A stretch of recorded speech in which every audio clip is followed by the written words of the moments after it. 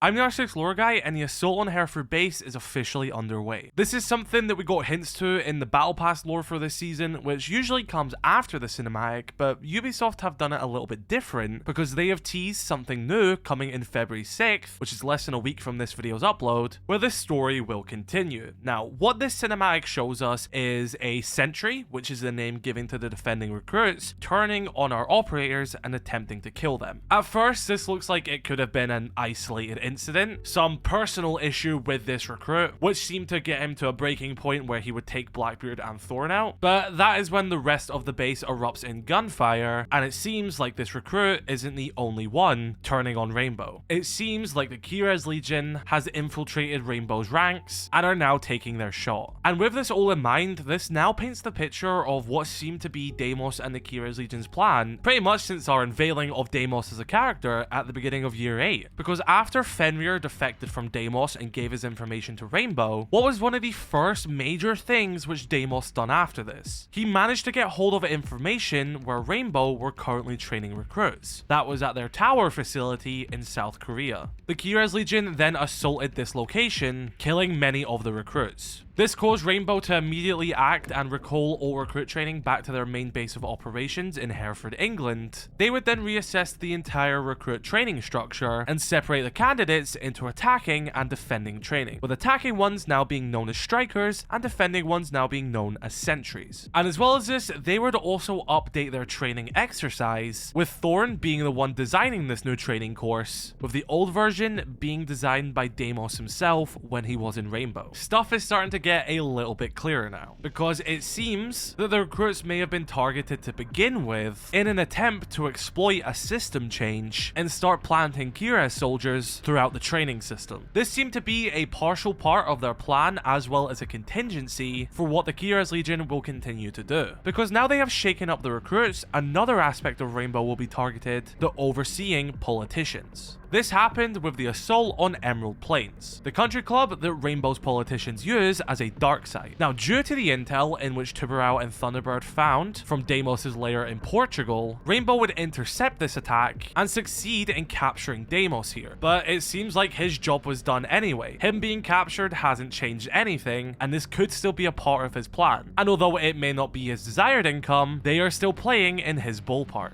Because now, after this targeted assault on the Secretary General, this has now shaken Rainbow's politicians. We learned from the Battle Pass info in Operation Collision Point that Rainbow's overseeing politicians are not really trusting Rainbow anymore, and they're doing a full reassessment at this point to see if Rainbow is even doing what it was originally set out to do. And because a politician was targeted, a bunch of Rainbow's operators have now been spread around the globe to personally protect politicians who are directly linked to Rainbow. Again, this picture is starting to paint itself. You shake up the recruit system by killing many of the new recruits and planting your own undercover, and then you shake up the politicians' trust with Rainbow, which causes internal pressure from above, as well as spreading operators more thinly and taking less decision-making power from them, further limiting them. And then you do the next part of the plan, start sending them on wild goose chases. Whilst being held captive in Hereford base, Deimos gave up one piece of information. He said that the Keres Legion had members currently staked out at one of Rainbow's old bases, Chalet. Ghost Eyes would investigate this, and this turned out to be true. They would intercept these members, and Kuvera would interrogate the strange man which was there. They would then get intel about another safe house in Greece, a lead in which Dokkaebi and a returning Rainbow member from the old days, Kurigalanos, now gone by Skopos, would investigate, and they would gather a bunch of intel from the Keres Legion's database. But the intel they would get here would seemingly lead to nothing, as it seems like there was multiple leads that were found on this database, one of them being in Singapore, warning of an attack. Viper Strike leader Habana, alongside one of her members Brava, would investigate this and find nothing more than an empty building. Every piece of intel in which Deimos just gave up there were loose ends which we'd happily cut off, and he knew it would lead to nothing.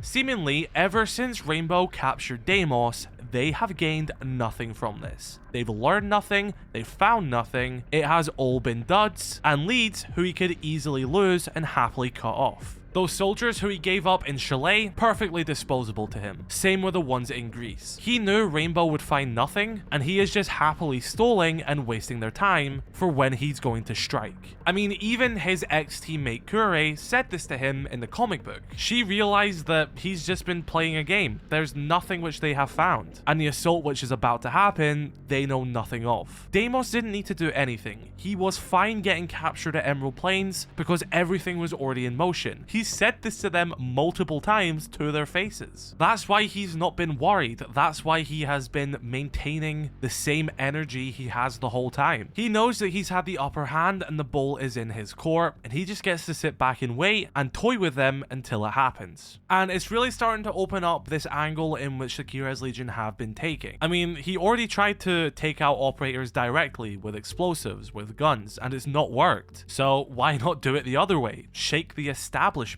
The politicians hardly trust Rainbow. We learned that from the battle pass. I can't imagine an assault on Hereford base is going to instill any more trust, and the fact that their entire recruit system has been compromised. Rather, this will most likely lead to just more dead soldiers, more blood in their hands, and more issues for the politicians to attempt to clean up. I made a video talking about how Nighthaven said they would only get involved if the reward outweighed the risk. And being able to swoop in and save the day, proving to politicians that they are more competent than Rainbow, may involve Nighthaven getting involved and getting some glory points from this. At the end of the day, they are a private organization, and if it means getting government contracts, Cali will go for it. In that video, I said that since Habana and Brava are currently in Singapore, and now there's an assault on Hereford, if they want to get back and the runways are closed and the comms are down, they may go to Nighthaven, whose base is in Singapore. And of course, we will learn more on February 6th, and I'll have more videos talking about it around that time as well, but it really does just go to show how much of a contingency and underlying plan Deimos and the Keres Legion had, especially now with these evil recruit Keres soldiers now in a position to basically free Deimos, I assume, from Rainbow's captivity at Hereford, which hopefully we will see more of in February 6th.